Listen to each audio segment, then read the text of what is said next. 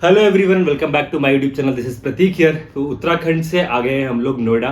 तो एक्चुअली मेरे को उत्तराखंड की राइड बीच में ही छोड़ के आना पड़ा Noida because my dad was not well. जैसा कि मैंने चोपटा वाले व्लॉग में बताया था that there was some family situation. Otherwise मेरा प्लान था उत्तराखंड में और गंगोत्री, हर्षिल, यमुनोत्री साइड कवर करने का, बट राइड तो होती रहेगी, फैमिली कम्स फर्स्ट। तो that is why I had to come back and cancel the ride in middle. तो लास्ट 1 वीक काफ़ी ज़्यादा हेक्टिक था। हॉस्पिटल जा रहा था, कभी कहीं जा रहा था, पापा के साथ में काफ़ी सारी चीज़ें चल रही थी, पर अब ही इज़ वेल। तो अब देखेंगे, अब यहाँ से वापस राइड रिज्यूम की जाएगी। कहाँ की राइड रिज्यूम करूँगा वो तो नहीं पता। यह हो सकता है उत्तराखंड साइड ही वापस निकल जाऊँ, या फिर हो सकता है कि कोई नई डेस्टिनेशन के लिए निकल जाए। पर before all that, thanks to each and every one of you for the love and support to the Uttarakhand series.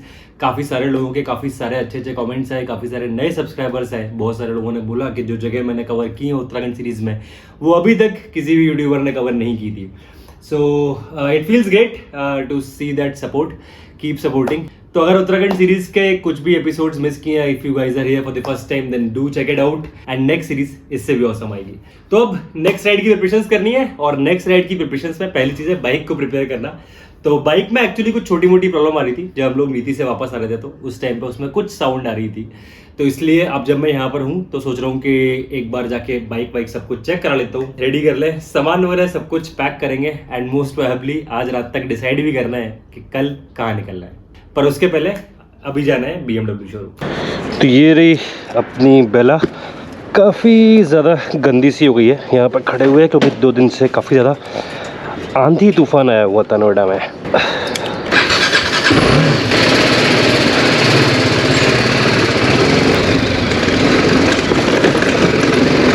तो इसमें एक्चुअली कुछ पता नहीं, पीछे सीट के नीचे से लगातार कट की आवाज़ आ रही है। अब वो सस्पेंशन की आवाज़ है या किस चीज़ की आवाज़ है वो समझ में नहीं आ रहा है। पर इनफैक्ट इवन सोसाइटी के ये जो छोटे स्पीड ब्रेकर्स दिख रहे हैं, इन स्पीड ब्रेकर्स पर भी आवाज़ आ रही है लगातार।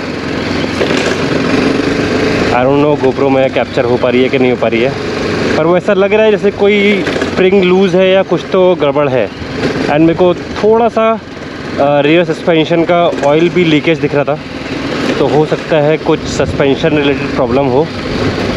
तो नेक्स्ट राइड से पहले बाइक एकदम फिट होनी चाहिए, तो इसलिए मैं सोच रहा हूँ कि यहाँ पर हूँ तो फिर दिल्ली में BMW सर्विस सेंटर पे एक बार इसको चेक करवा लेता हूँ। तो भाई मेन रोड पे या हाईवे राइड्स में कोई प्रॉब्लम नहीं है, बाइक मस्त एकदम स्मूथ चल रही है, कोई दिक्कत नहीं है। पर जहाँ पर भी ऑफ रोड होती है, तो जब मैं नीति से एक्चुअली नीति पास जा रहा था और नीति से वापस लौट रहा था, उस टाइम पर ये साउंड आना स्टार्ट हुई थी।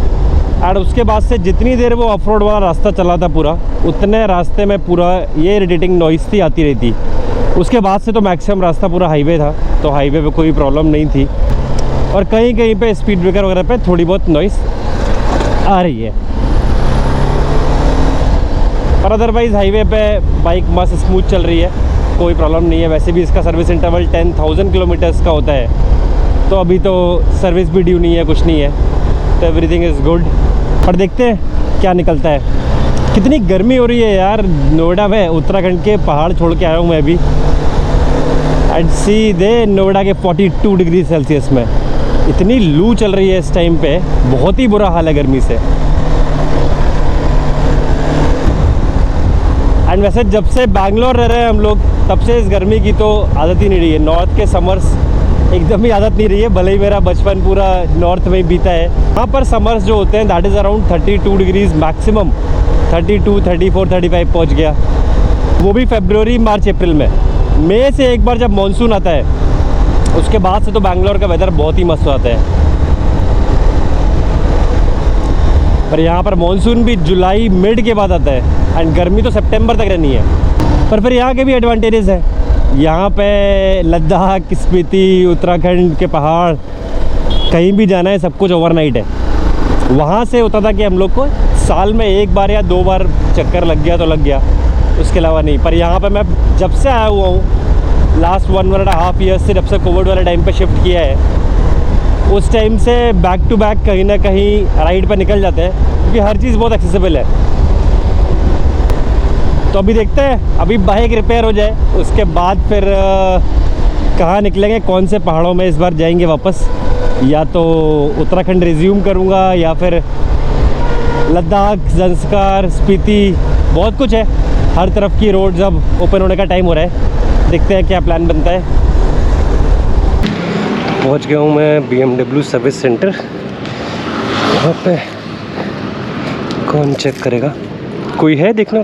सुमित जी, अंदर सुमित जी में। अच्छा, ओके। तो कल बाइक ड्रॉप करके आ गया था मैं BMW के शोरूम पे, और आज उसको लेने के लिए जा रहा हूँ। मोस्ट प्रोबेबली बाइक में आपको कोई साउंड नहीं आ रही है, बाकी वहीं पहुँच के देखते हैं। उसके अलावा भी उन्होंने एक दो छोटे मोटे काम किए हैं उसमें।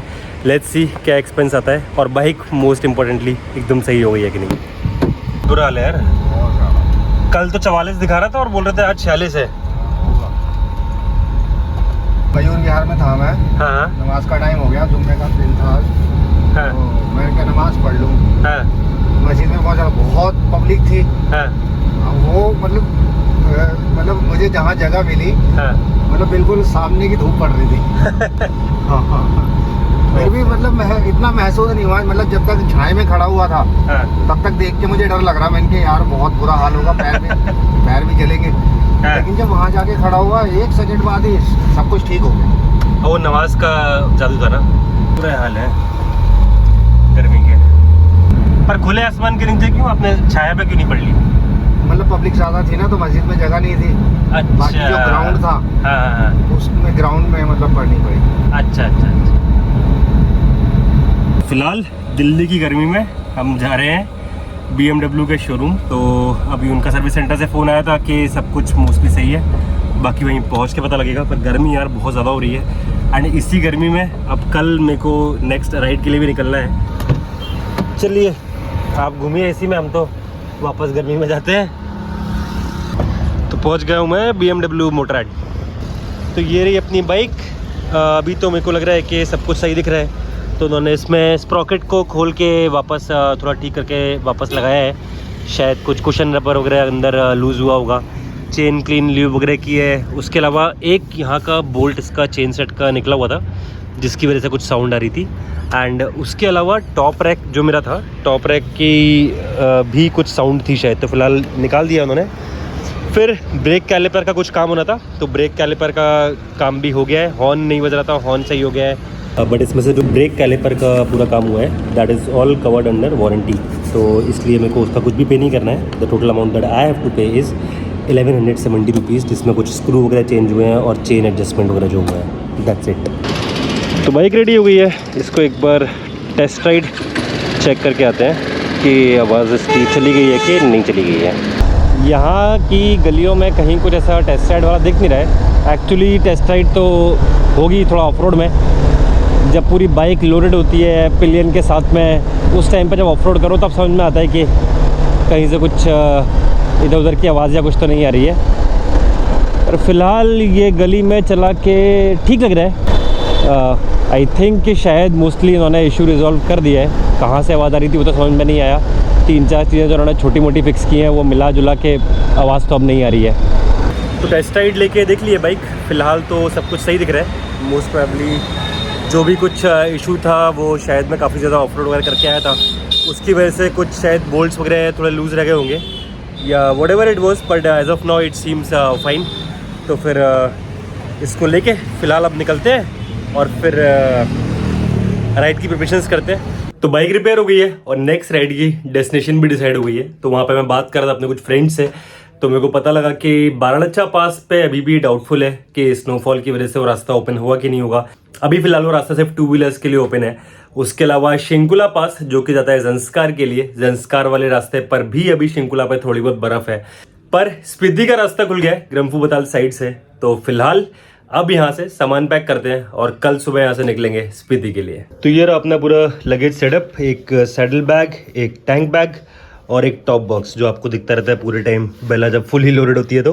तो इसमें रहता है मेरा कैमरा बैग जिसमें DJI Mavic Air 2, उसके अलावा सारे कैमरा चार्जिंग केबल्स वगैरह सब कुछ।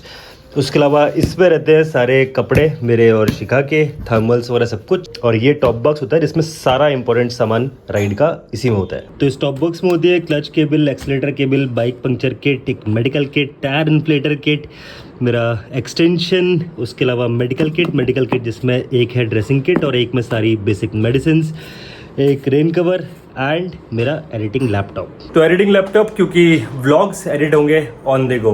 तो कल यहाँ से हम लोग निकलेंगे मोस्ट प्रोबेबली शिमला या नाकंडा के लिए, तो वो देखेंगे कि कहाँ तक पहुँच पाते हैं। पर स्पीति राइड के व्लॉग्स मंडे से आने लग जाएंगे, सो स्टे ट्यून्ड।